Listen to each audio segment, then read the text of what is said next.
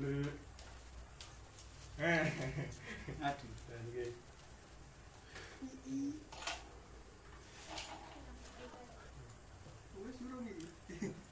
Wis. Sik ngenteni ben rada oke sik sing Aku ki lali ini latihan.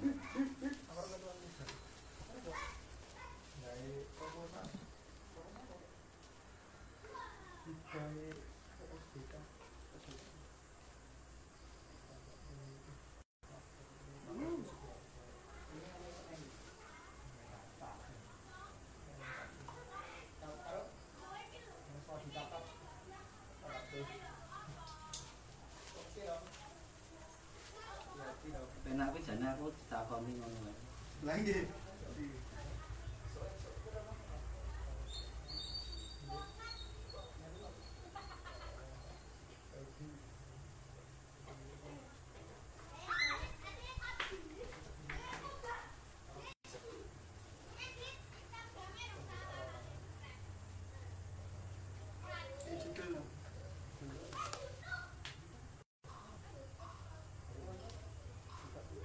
Cetek sempulur ya kabur. Piye ngene ini judul Mas? Diketik terus dipin. Apa? Latihan rutin.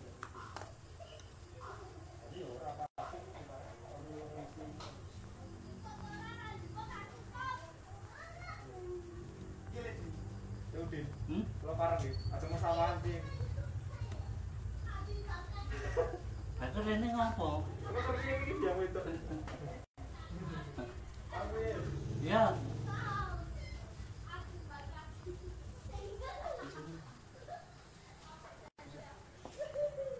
Mas kecap bajunya bagus. Cincin berapa? Iya. Terus di itu Rolas. juga sih tak. Iya. Assalamualaikum warahmatullahi wabarakatuh. Bertemu kembali dalam latihan rutin UKM KKTT Wiswakarman Ketik D UNS pada perusahaan baru tahun pirai 2021-2022. Nah, kali ini berjumpa perdana ya, perjumpaan perdana pada latihan rutin Wiswakarman dengan pemateri bisa perkenalan sendiri. Oh, saya dulu. Nama saya Muhammad Teguh Caksono. Di sini saya membantu untuk menjadi perantara sebagai pertanyaan dari teman-teman ke pemateri. Nama saya Muhammad Teguh Caksono, bisa dipanggil Kecap. Ya, saya asal daerah 2018. Ikut Wiswa sejak tahun 2018. Berarti ini tahun ketiga di UKM Wiswakarman. Monggo ini bisa Ya, terima kasih sudah mengatur kantor-kantor Wiswakarman. Terus pimpinan yang saling dari niki dari Tepang. Nama Pulau Udin PW. Pulau itu kali Wiswakarman. tahun ini. Oh, angkatan tua kan? Angkatan 93. Tahun 93. Angkatan 93. Mungkin saya sudah hafal benar kalau Wiswakarman yang mungkin sampai angkatan 2015 saya masih sampai 2017 saya juga masih sering dampingi teman-teman Wiswakarman tapi setelah mungkin dua tahun yang lalu saya sudah jarang sekali ke Wiswakarman, terus malah terakhir ya juga nggak pernah ke Wiswakarman karena memang ada pandemi, akhirnya juga kurang tahu. Tapi saya juga mengikuti Zoom meeting pas pilihan ketua kemarin. Sang Wiswa. Itu ketuanya masuki. Dan ketuanya sing arep ra gelem awal kuwi. Nah, ra dipaksa ra gelem.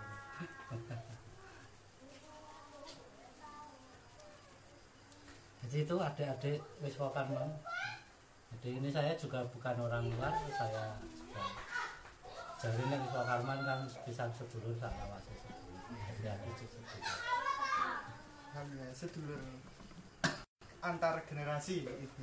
Nah, saya itu sing angkatan 90-an sing sampai 2000-an lebih isih aktif ning Wiswa Karman itu. Alhamdulillah aku cek iso dampingi sampai beberapa tahun yang lalu.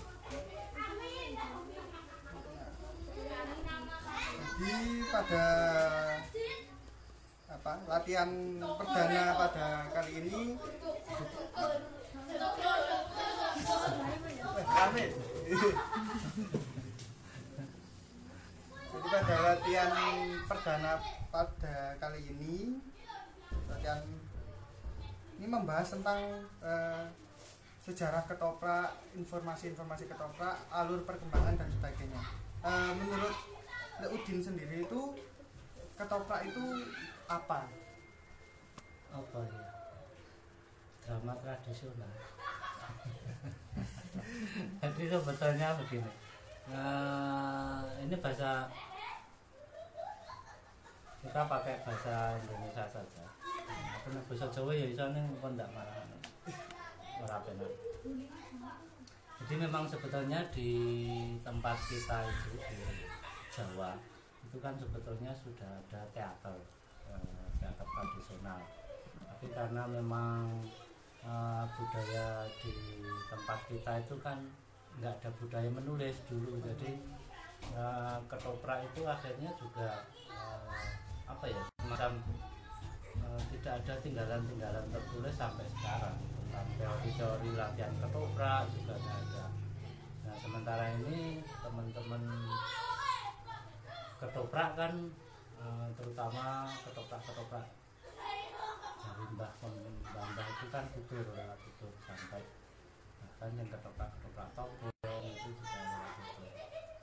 Ya mungkin tahun-tahun terakhir ini ada beberapa teman yang mencoba mengembangkan ketoprak lewat naskah.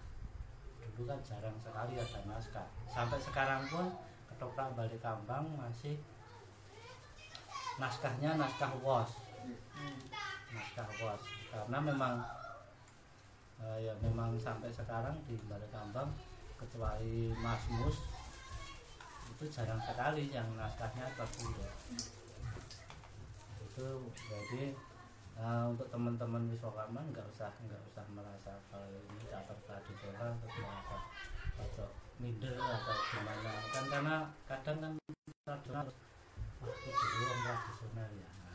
Kadang itu membuat kita dulu juga ada yang teman-teman yang serawung dengan teman-teman teater modern juga agak sedikit karena ada minder. Nah mungkin kalau kita bicara ketoprak sebetulnya kan memang ketoprak itu kan sudah lama banget ya, itu mungkin sekitar tahun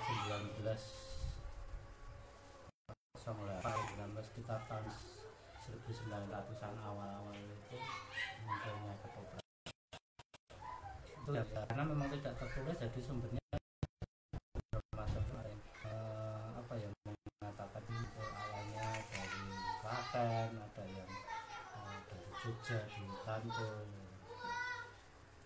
Nah, itu mungkin karena memang sejarahnya tidak tertulis secara pasti, akhirnya kalau yang di Klaten kan itu sekitar 1908 itu Kanjeng Raden Tumenggung Praksodiningrat. Nah, mungkin saya punya sedikit referensi, tapi ini juga mungkin jadi ada sedikit referensi dari beberapa perkembangan ketoprak yang sebenarnya dimulai tahun 1887 yang masih menggunakan lesung. Jadi ketoprak lesung itu tahun awal mulanya kan memang ketoprak itu kan tidak seperti sekarang pakai gamelan, pakai alat-alat musik, dan kostumnya juga kostum keseharian, karena memang itu awalnya kan memang sebagai apa ya, pesta dari di rakyat, terutama yang pinggiran petani, terus tegal-tegal kebun. Jadi ketika mereka habis panen, mereka kayak semacam syukuran, terus bikin pesta kayak dari drama itu ketoprak lesung, masih ketoprak lesung. Itu tahun 1887. Nah, ketoprak itu ketoprak juga mengalami perkembangan. Jadi ketoprak itu ketika dulu awalnya lesung, ketika ada ketoprak ongkek, itu akhirnya ketika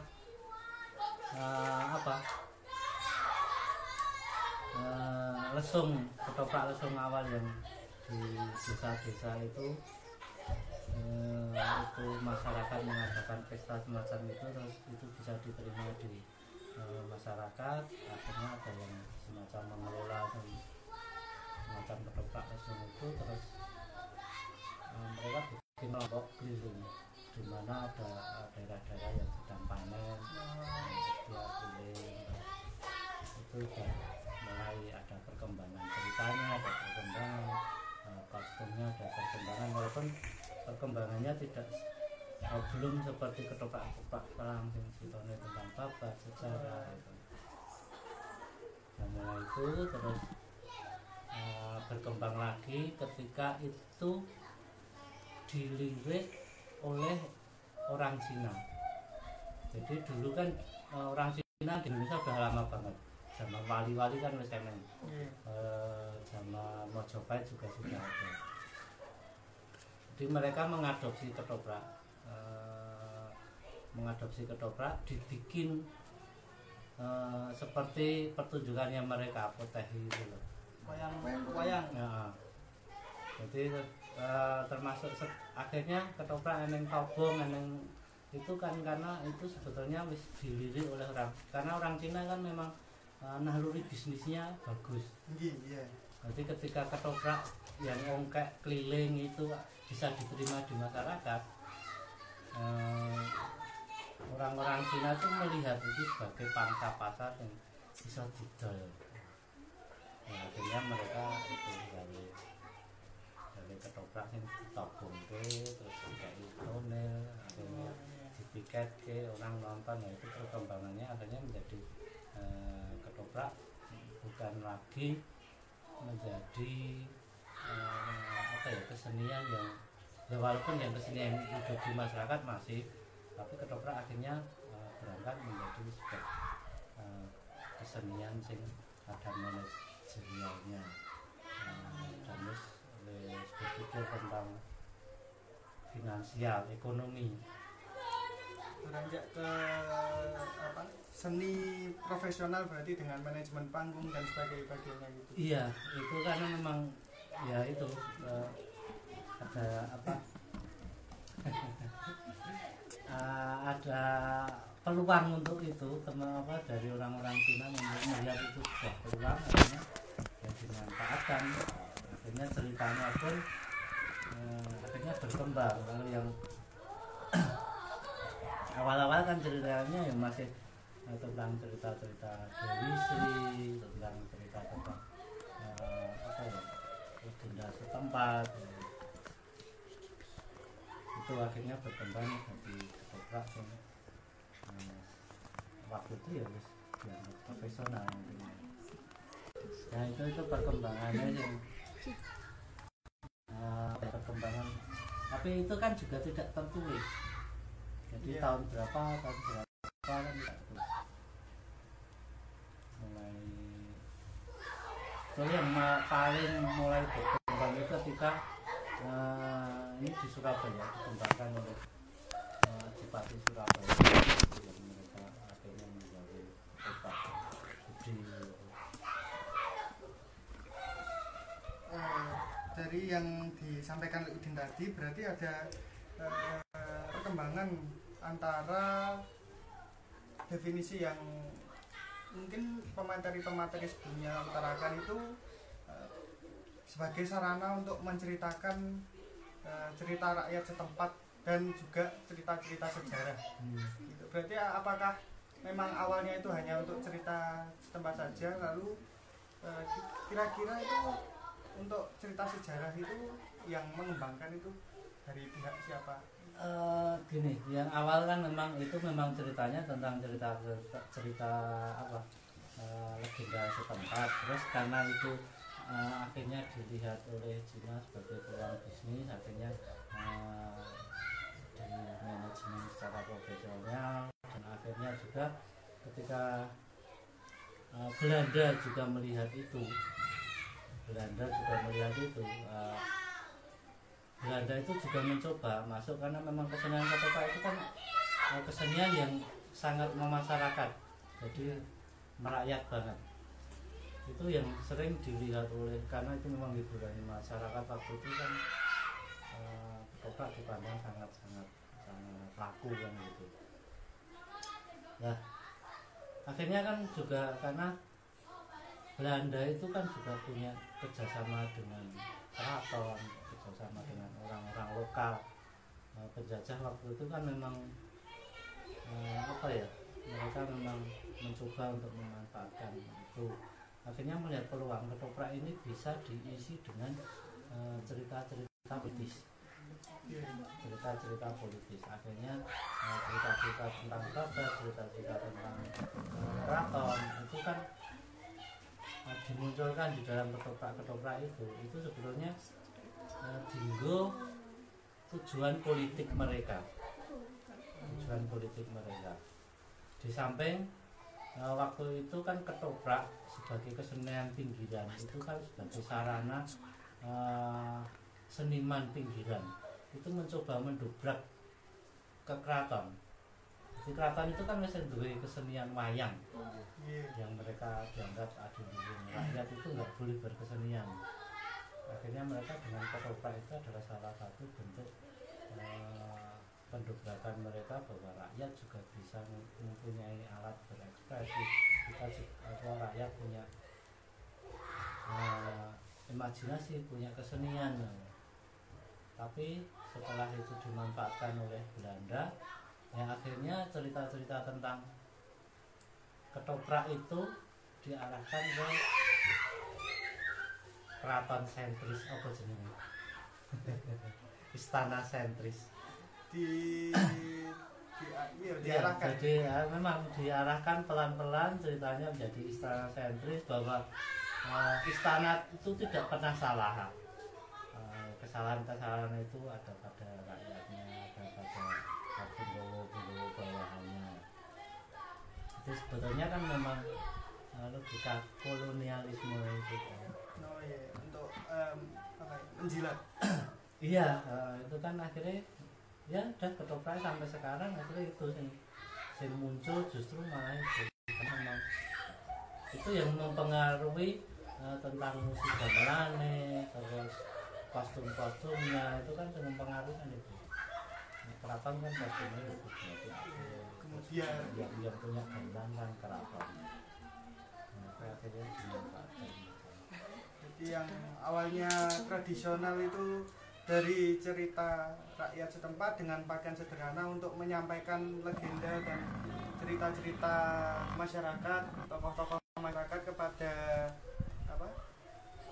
anak cucu sebagai media yang bisa dikatakan seperti itu dengan alat-alat yang tradisional bisa dinaturalisasi oleh keraton.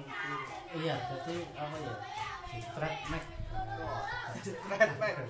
Akhirnya ketoprak jadi rada melu istana sentris. Tapi sebetulnya rakyat juga masih memanfaatkan itu di waktu penjajahan. Mereka memanfaatkan ketoprak yang masih kelilingan tadi. Yeah. Itu mereka sinambi yang kenal kok bakul sinambi wara gitu. Jadi dia dari telik sandi itu lewat rombongan ketoprak itu. Jadi memang ketoprak itu mengalami perkembangan yang sangat pesat ya di zaman penjajahan itu, karena dia dimanfaatkan oleh penguasa, dia dimanfaatkan oleh masyarakat.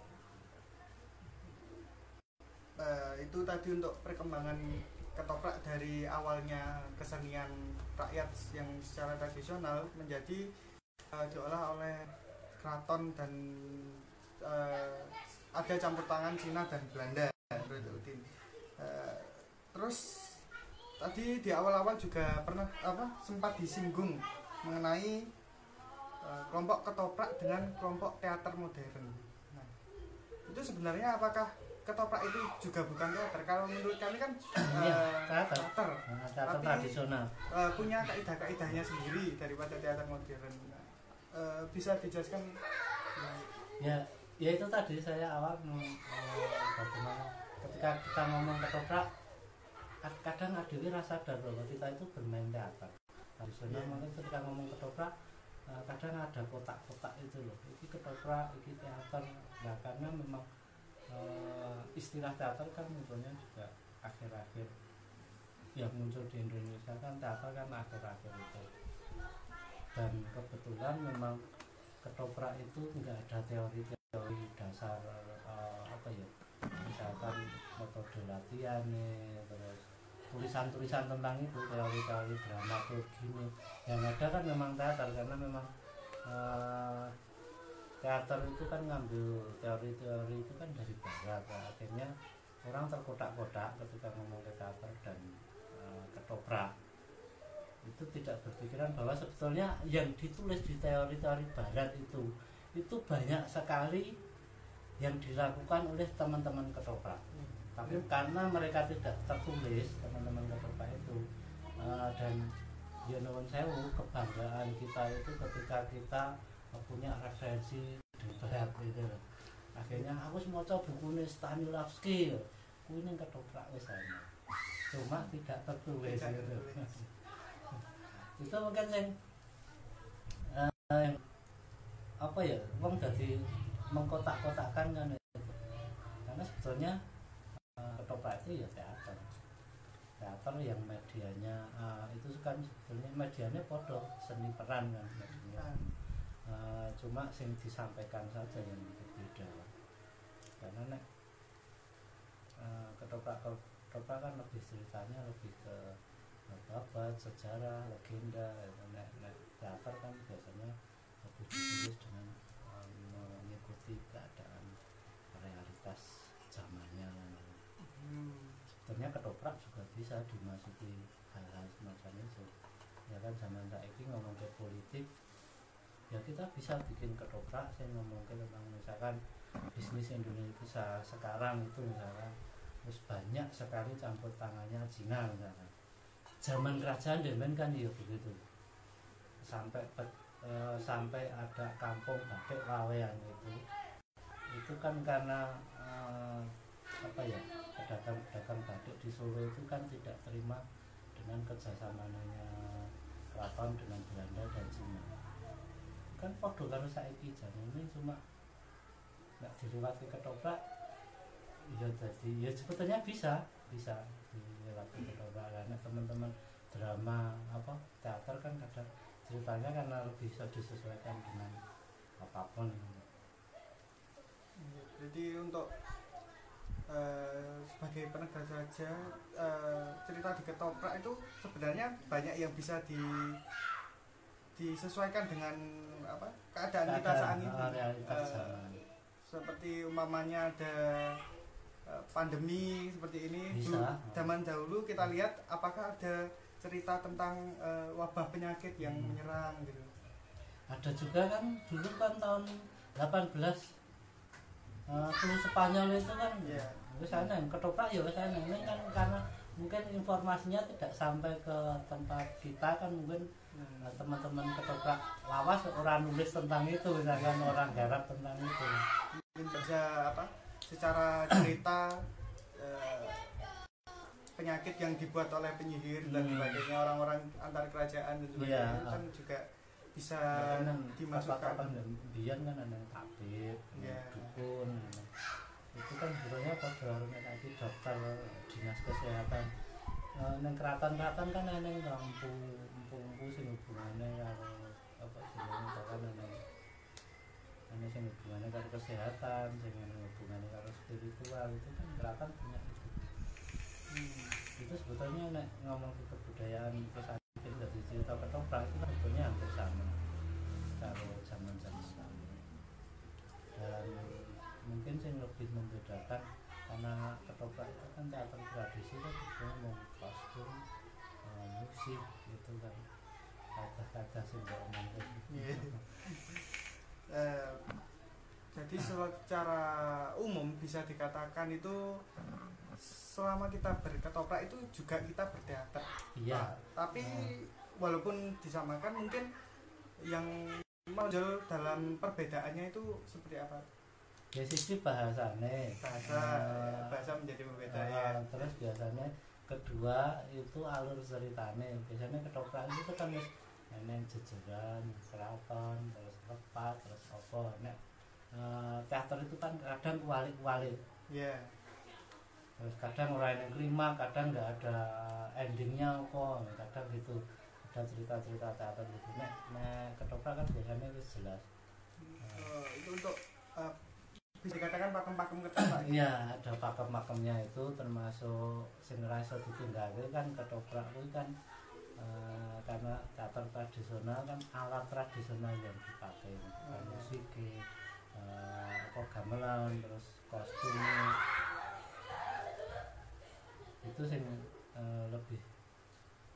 yang lebih jelas membedakannya itu. Nah, cerita iso padha, mungkin pola garape saja yang sekarang ini juga banyak bermunculan gitu ketoprak-ketoprak yang memodernisasi. Jadi yang tadi disebutkan seperti apa jejeran gitu. Terus mulai dirubah ya. Ya, mulai dirubah jadi untuk lebih ke apa ya? Bisa dikatakan drama. Yang penting alur ceritanya bisa diterima. Iya. Iya seperti itu. Tapi untuk ini apakah ini masuk ke sesi pertanyaan tentang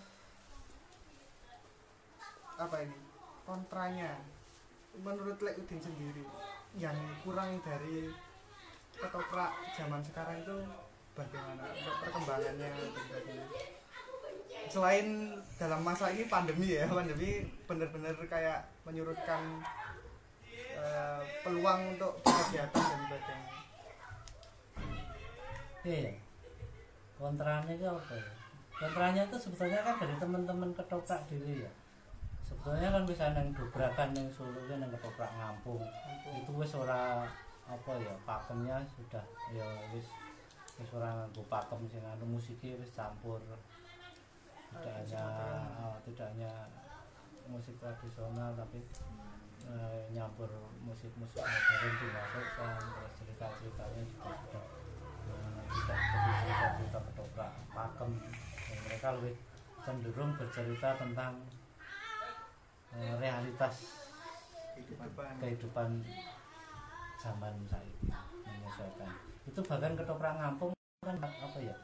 Jadi misalkan pentas ning daerah Wonosobo misalkan, itu minimal survei ke apa yang sedang terjadi di Wonosobo ya kan. Itu nanti walaupun ceritanya dari rumah wis digawe, tapi kadang bisa menyesuaikan itu dimasukkan. Jadi kan memang eneng kecerdasan untuk menyerap permasalahan-permasalahan yang up to date di tempat itu.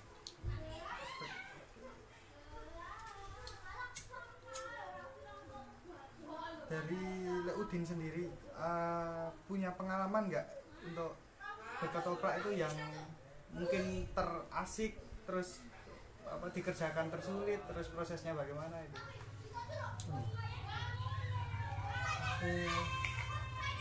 Selama berapa kurang lebih dari tahun 9 sama Liverpool. Wah, sudah 27 28 tahun itu proses paling mengasihkan, proses paling susah. Paling susah itu dulu tahun ya. Itu bukan masalah penggarapan, tapi saya mencoba sebagai cah nom-nom itu mencoba mengkoordinasikan dari beberapa kelompok orang tua, kelompok ketoprak orang tua Saya bekerja sama dengan bapaknya Mas Mus, Mbah Agus Paminto, Pak Sutradarani. Itu saya bikin gabungan ketoprak, namanya Mustika Muda Surakarta. Itu gabungan oke banget, dan di situ ya menurut saya karena memang teman-teman tradisional itu mikirin nih gone, mesti dari awal mikirin nih gone duit. Nah itu sing dadi ya asik jan ketika saya bisa bisa gabung ke sak Solo Raya. Latihannya kadang ning Solo, kadang ning Klaten, kadang ning Boyolali. Oh, Solo Raya. Heeh. Itu rasanya asik ning ya lara hati kadang. Sakit hatinya karena itu. Sakit hatinya ya itu karena pikiran cah nom-nom iki kan piye gen ketoprak iso berkembang ora mlaku dhewe-dhewe, orang Solo mlaku dhewe.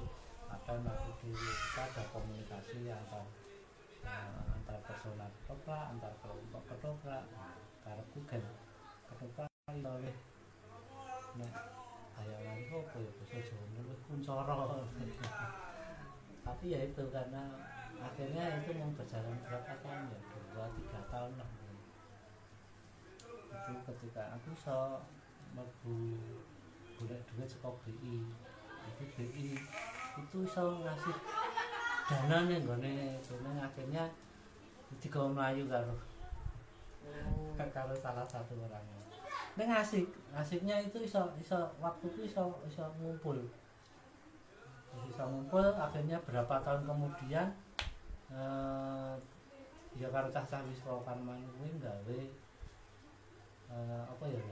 semacam latihan rodok gede golek kanca-kanca isi, kanca-kanca coba wong tua-tua terus mencoba ngundang Pak siapa lagi aku jenenge sutradara penulis Mas Kaisri Mulat ini.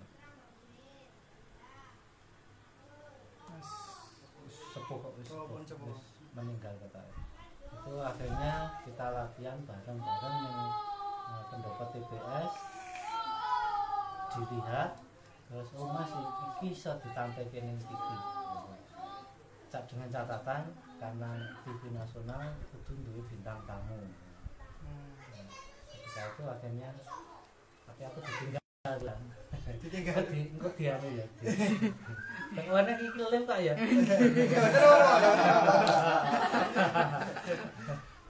Akhirnya saya ditinggal. Termasuk Udin Penyo itu kan dia wis Karman. Ya munculnya dia ke Jakarta kan kuwi sing ketoprak gabungan ning Indosiar itu. Oh, zaman kan guys. Wis zaman biyen. Iya, wis lawas banget kan tahun 2000.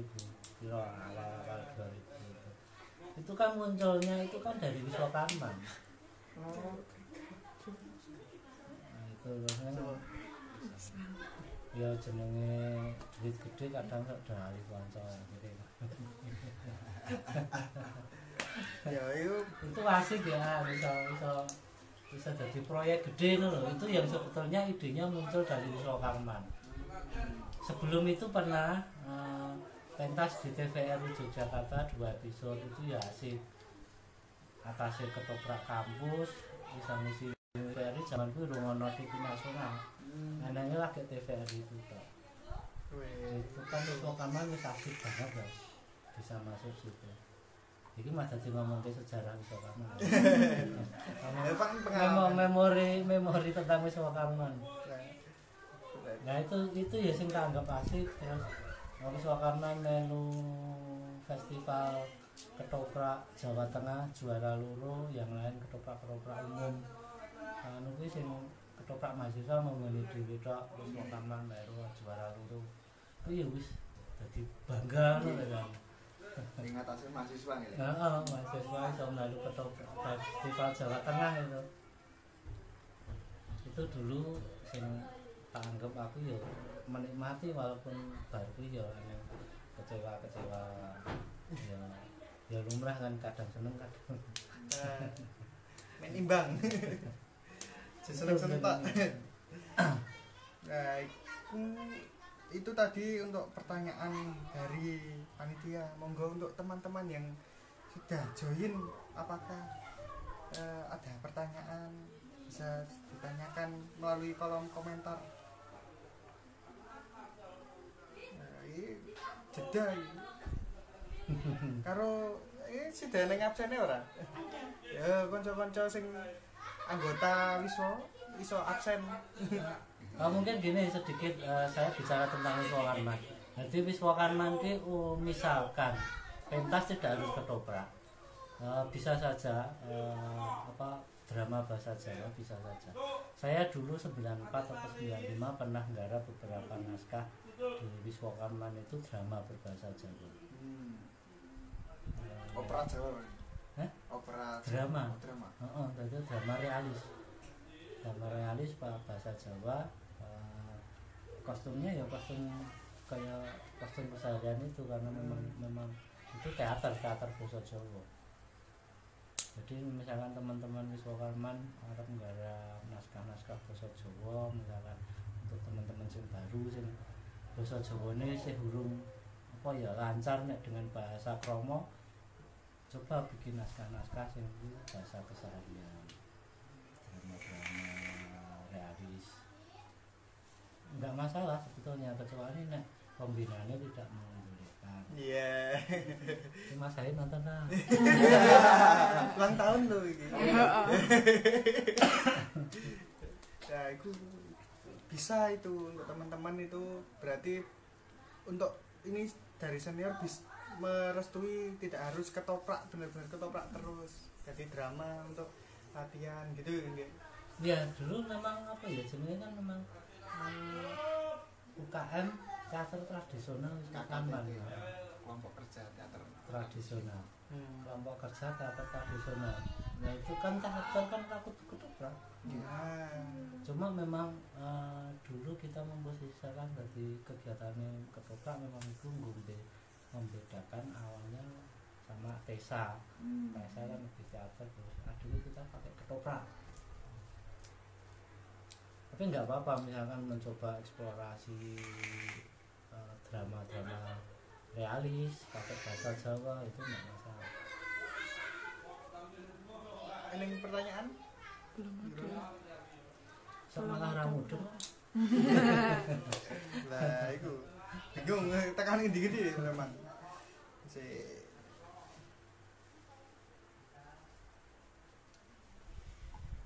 Jadi jangan takut kalau teman-teman mau eksplorasi. Yang penting kan itu padha wae teater. Nggih. Seni peran, seni pertunjukan. Yang penting tidak meninggalkan kata tradisional itu nih. Iya. Lah saiki nek drama basa Jawa kan basa Jawa itu kan tradisional kan. Nggih. Terus nek misalkan drama musiknya tetap pakai gamelan walaupun ceritanya cerita keseharian saiki tetap pakai gamelan kan. Tradisionalnya masih Sah-sah saja. Saya dulu sempat itu ditentang sama wong tua kok nggarap drama basa Jawa. Ya ini mung tanggoan wae eksplorasi daripada ya karo nggo dinggo jenenge mengolah sing cah anyar-anyar ngulinake lafal. Ning ilat nek basa Jawa nek ora kulino kan tetep antara do karo do kadang dinggo to karo to kadang dinggo. Pokoknya zaman saiki kan memang cah nom saiki cah cilik-cilik basa Jawa mesti ilate ora jawane. Iya, saya juga seperti itu. Angel. Terus basa Jawa ki kan tata bahasane karo bahasa Indonesia kan berbalikan ya. Nah kadang nek nulis basa Jawa cah nom iki ada tata bahasa Indonesia. Berarti kan ben dinggo ngulinake ilat, ngulinake tata bahasa Jawa iki. Ora apa-apa garap-garap basa apa jenenge naskah-naskah.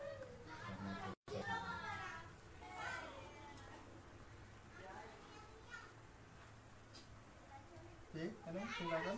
Ya ada ya. Belum. Teman-teman yang mau bertanya bisa ditulis di kolom komentar ya. Mungkin Mungkin nek arep ada pertanyaan yang hubungannya karo ketoprak ya ora apa-apa. Jadi misalkan ngomong tentang latihan dasar ketoprak, nek latihan dasar ketoprak iki malah ngomong dhewe wae aku nek ora sing takon. Jadi gini, kanca-kanca wisatawan memang ketoprak itu kan tidak punya teori tentang latihan dasar Ketoprak. peran ini ketoprak kan itu. Makanya latihan-latihan dasarnya lewat teori-teori drama modern, drama Turki itu. Maka kanca-kanca ketoprak Wiswakarma itu coba golek referensi tentang buku-buku, karena nek sing jurusan sastra Jawa kan ada mata kuliah kajian drama kan. Wonten. Nah itu penting banget. Tapi kan nek mau mata kuliah itu kan mau dijiko apa ya ringkesan nyoba untuk lebih mencari referensi karo nek gelem serawung jobo itu penting banget. Jadi ilmu sing ade waca kuwi kadang luwih akeh timbang sing adeli macane ning Jawa, macane karo kanca-kanca. Timbang mung sing ning buku-buku itu. Termasuk apa ya? Ning Jawa itu kan ada berbagai macam sudut pandang. Nek buku kan hanya satu sudut pandang. Di luar kita Ada yang bertanya kan banyak sudut pandang yang bisa kita peroleh. Wis dinggo sangu. Dadi nek ngetoprak ora mung ngapalke naskah, munggah panggung. Ning iso nyoba berperan memainkan peran dengan lebih bagus. Itu karena bermain peran itu nek kurang referensi ya angel. Gelem setiap malam minggu nonton ketoprak. Itu salah satu latihan rutin adalah malam minggu nonton ketoprak. Atau nek gelem melu main ketoprak ning Balikambang. Itu sangat diterima oleh teman-teman Balikambang. Mereka butuh apa ya pemain-pemain nom dan mereka kan juga butuh regenerasi. Walaupun itu regenerasi sesaat, tapi kan ada teman-teman yang mau ke sana. Di samping kita untuk sinau ketoprak, mereka juga terbantukan untuk pemain-pemain yang seger. Bertenaga. Ya tenagane ya wajahe kan. Durung wis ya, nom boros. Nah, ini ada pertanyaan pertama dari Mbak Octavia .adr DR. Izin tanya Mbak admin ya. Untuk mengumpulkan niat bermain ketoprak itu bagaimana nih? Bermain berarti menjadi pemain ini. Berniat, kamu lagi berniat kok. Wah, iki. Ya wis niat wae. Maksudnya untuk umpama dia dapat peran atau bagaimana, dia kurang suka atau bagaimana gitu. Ora gini. Apa ya?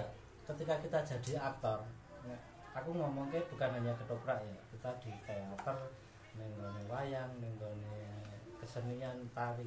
Ketika kita mencoba untuk masuk ning gone kelompok kesenian atau kita mencoba untuk berkesenian, itu siji tok. Coba dhewe ikhlas.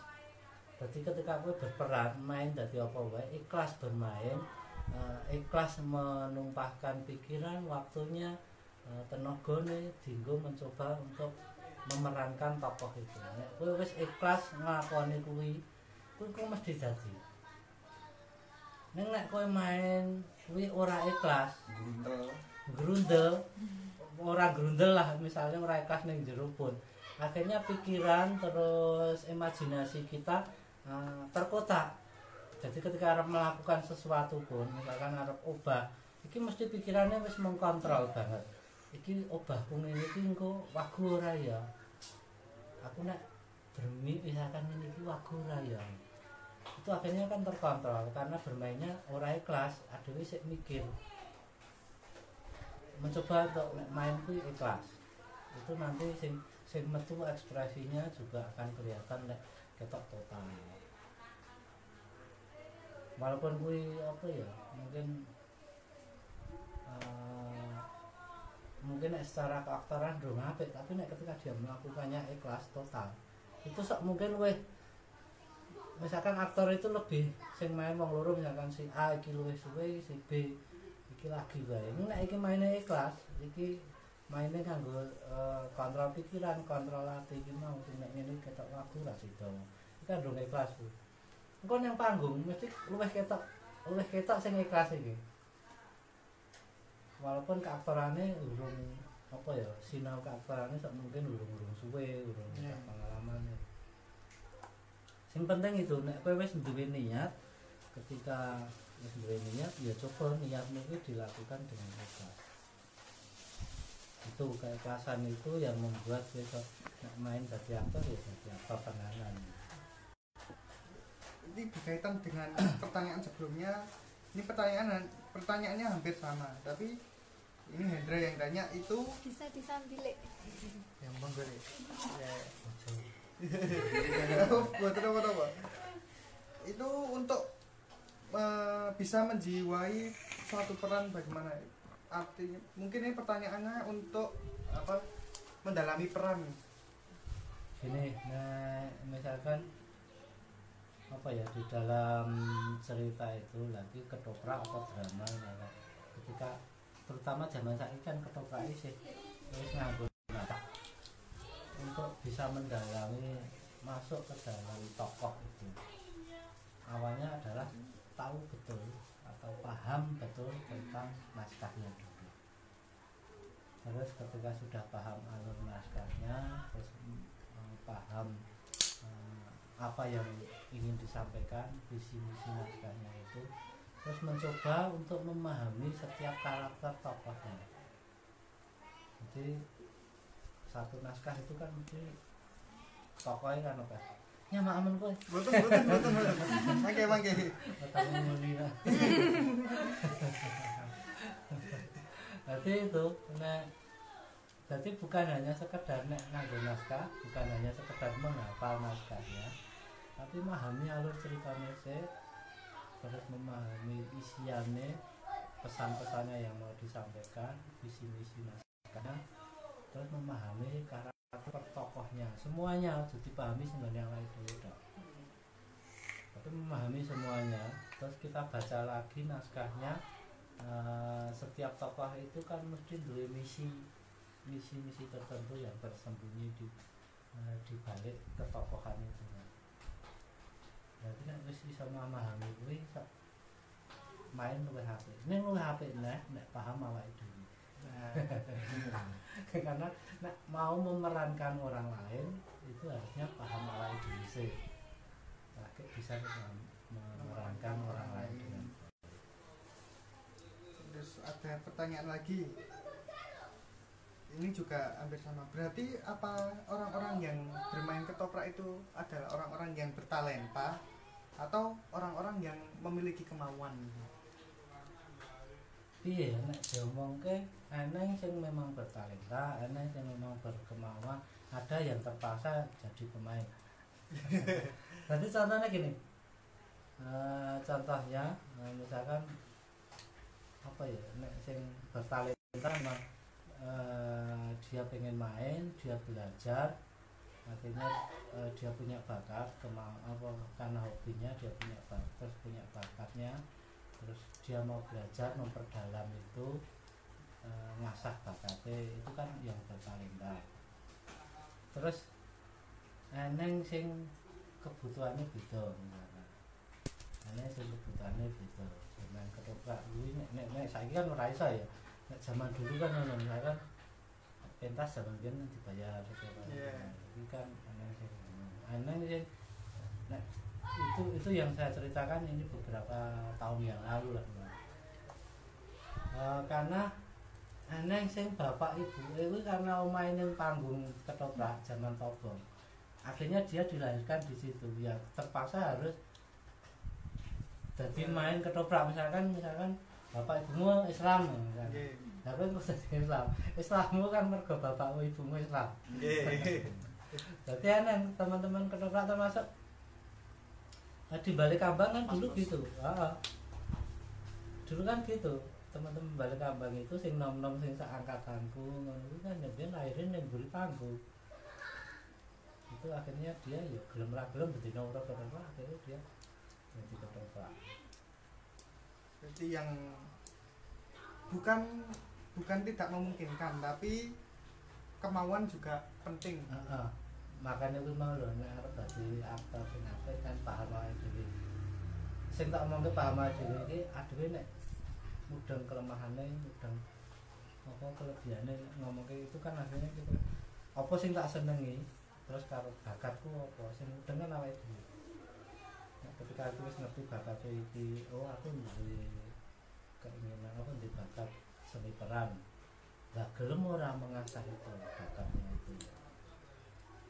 Tapi sudah punya niat terus gelem sinau itu bagus walaupun bakatnya karena nanti ngene apa ya talenta itu kan iso dilatih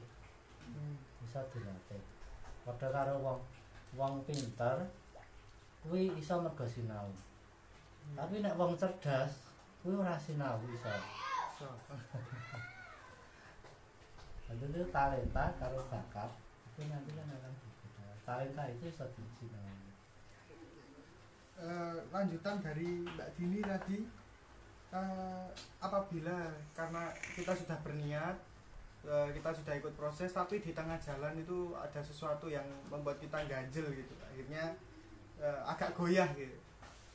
Sebaiknya untuk menenangkan diri kita itu bagaimana? Nah, itu ngomong katanya rumah ikhlas Nah, itu berarti dari awal belum ikhlas. mangkate ro ikhlas. Nek mangkate wis ikhlas ki ora mungkin ke tengah dalan. Masih ana sing ganjil kok. Heeh. Nah, itu sebetulnya ngene. Nek saya itu nek ingin misalkan kayak kemarin saya juga akan di tengah jalan memang pemain yang ora cocok kan pemain liyane misalkan. Akhirnya dadi ganjil. Makanya nek arep dadi aktor atau mengenai seni peran iki mau dirampungke dadi mudeng awake dhewe. Memahami diri kita sebelum memainkan jadi orang lain termasuk menyelesaikan permasalahan awak dhewe iki. Gejolak hati. Heeh. Karek mlebu ning wisma kaman golek jam, golek kanca, apa pengen sinau. Dulur. Nek pengen ngono ya engko entuke ya sesuai dengan apa yang diinginkan kuwi mau. Ada pertanyaan lain. Ini dari Bek Sempulur kalau ini kaosnya. Izin bertanya, kita pada suatu saat kita mendapat peran mencintai seseorang, sedangkan kita belum pernah merasakan cinta. Dicintai. Ketika kita mendapat peran yang harus membangun suasana dicintai, bagaimana cara membangun suasana tersebut jika kita sendiri belum pernah merasakan dicintai? Wah, ini sakne tenan iki. Belum pernah merasakan dicintai lho. Ini wong kok nasibnya kaya ngono. Jadi gini, setiap orang itu sebetulnya pernah merasakan cinta atau dicintai. Itu siapapun, saya percaya entah itu cintanya orang tua, entah itu cintanya teman, entah itu cintanya tetangga, minimal orang tua. Dan mencoba ketika kita memerankan jadi orang yang dicintai, mencoba ngerasa mengalihkan rasa cintane misalkan ketika dicintai orang tua. Jadi rakudu itu kan ini bisa dialih ke aktingnya kan hampir sama, yang keluar ekspresinya hampir sama, rasanya hampir sama, cuma medianya yang lain. Nah ini yang ini orang tuanya kan itu sebetulnya bisa dialihkan begitu. Rasanya nanti kok hampir sama ketika bisa muncul rasanya dicintai orang tua ketika kita mengecewakan orang tua itu kan podo rasanya hampir sama. cuma nanti nek metu dengan dialog bahasanya akan berbeda. Tapi nek rasanya bisa berjiwai itu oke. Makanya enek imajinasi mau kan bermain drama itu kan bukan hanya kita menghafal-hafal dialog ekspresi, tapi kita punya imajinasi yang lebih tentang naskah, tentang tokoh, lawan aktor, termasuk lawan mainnya. Kita harus punya imajinasi itu.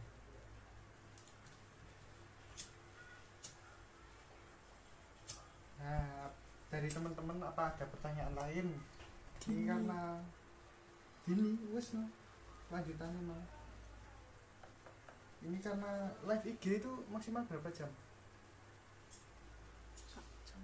Sak jam. Ih wes berjalan berapa menit? Satu. Iya. Kan jam 7. Cinta itu sama. Sak keselmu lah. Sane nek ora live IG iso, tapi iki gandeng live IG. Cinta itu bersahabat dengan kecewa. Tidak pasti kecewa ikut campur. Ini malah komennya curhat kabeh.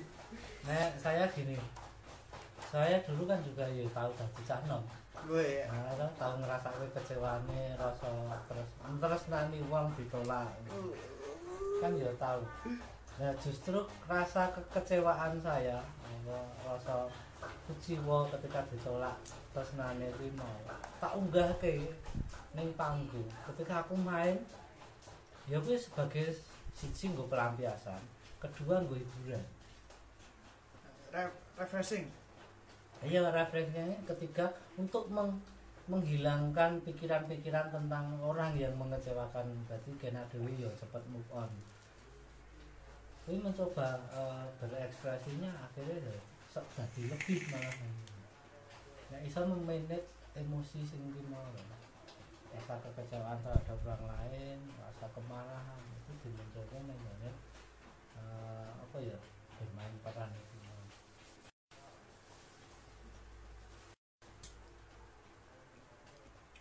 Ini pertanyaan dari saya sendiri, Le. Itu peran seperti apa yang pernah Le Udin perankan? Ini mungkin pertanyaan terakhir ya, soalnya waktunya untuk live IG itu 1 jam. Peran yang paling sulit yang pernah Le Udin perankan?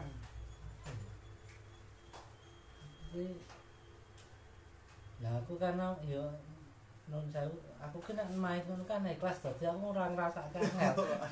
Maksudnya tokohnya atau bagaimana? Tokohnya kuwi nek dadi nek main ketoprak dadi pangeran apa dadi raja. Kuwi karena aku kan wonge cengengesan. Nggih. Ya, itu kadang muncul karena memang itu karakter dasarku, itu kadang muncul mengenai peran itu. Jadi kalau saya itu di apa ya, di plot mengenai tokoh-tokoh yang serius, nah, itu karena ada kesulitan, saya harus memanage cengengesan saya untuk tidak muncul di atas panggung. Itu sing angel aku malah kuwi. Makanya nek tapi kan sementara ini nek aku di Wiswa Karman, pentas enggak, itu kan jelas ya tulisan itu ya garapanku. Jadi aku bisa milih. Bisa milih. Nek neng Balai Kambang pernah beberapa kali saya ya minta aku aja didadekake wong-wong sing punggawa keraton sing dhuwur dan serius. Itu biasanya nek karo mus karo Pak Sren ngono itu digawe peran wong tuwa desa ning sing duwe apa iki kadang duwe visi misi. Jadi eneng-eneng tapi ya penyampaiannya dengan cara-cara sing ya rada cengengesan. Duwe apa? Karakteristik. Misalkan ngene sanggar kemasan juga gitu. Ini terakhir perintah ning Balai Kota ya dadekke patih Dan kerja. dan ijo. Kuwi kan cengengesan ya, glece. Walaupun kuwi ning dhuwur dadi patih ning glece ngono. Nali kelompok napa ketoprak saat ini yang masih aktif di Solo niku selain Balai Kambang niku nomon. Ya nek sing isih tiap bulan pentas ning iki pandemi kan ya mau kemasan itu Kemasan. heeh. Karo Nek Pak Suron iku lek. Pak Sura itu kan paguyuban. Oh. Itu mau mengkoordinir kelompok-kelompok ketoprak di Solo. Itu ya kegiatannya mau nah, ganjelono chat gitu. Eleh. Jadi Pak Suro itu kan mengkoordinir kantor-kantor kelompok ketopraknya Solo itu. Selama ini sing saya aktif bulanan anu ya Hari Kambang, RRI, karo kemasan. Terus ya ada beberapa kelompok yang Semanggi, terus Baluwati itu eneng latihannya tapi pentasnya kan mereka tidak punya program bulanan. Oh. Tapi ada latihannya.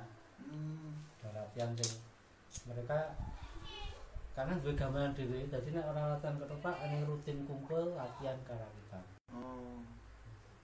Karena beberapa kelompok ngono kuwi. Maksud ya Jebres. Jebres ngono. Kecamatan. Sito. Ini Pak Warsito, ini Pak Joko. Heeh. Terus dari Lek Udin sendiri ini ya ini wah ya ini pesan-pesan untuk teman-teman penggiat seni ketoprak khususnya. Ya mencoba saja bagaimana ketoprak apa ya dari garapan-garapan ketoprak sing lebih kekinian bisa ditampa masyarakat karena memang selama ini kan ketoprak itu sudah hampir ditinggalkan oleh penggemarnya, terutama ya memang karena apa ya anak-anak muda itu kan angel memahami bahasanya itu dan coba dari ketoprak ini bahasanya bisa dipahami oleh semua orang, oleh semua golongan, anak-anak, orang tua, cah nom, gawe mencoba untuk bikin ketoprak-ketoprak bisa ditampa di manapun tempatnya, siapapun orangnya bisa ditampa dan itu sudah dilakukan teman-teman Lampung gitu. Gunung Kalang Jabat ya ditampa, ning desa-desa ya ditampa. Tutungguri. Ya itu tadi kiranya karena waktu untuk live itu terbatas, kami apa iya ya untuk latihan rutin pada kali ini kami mohon undur diri dulu. Terima kasih telah bergabung, terima kasih Udin atas materi-materi yang sudah disampaikan. Wassalamualaikum warahmatullahi wabarakatuh.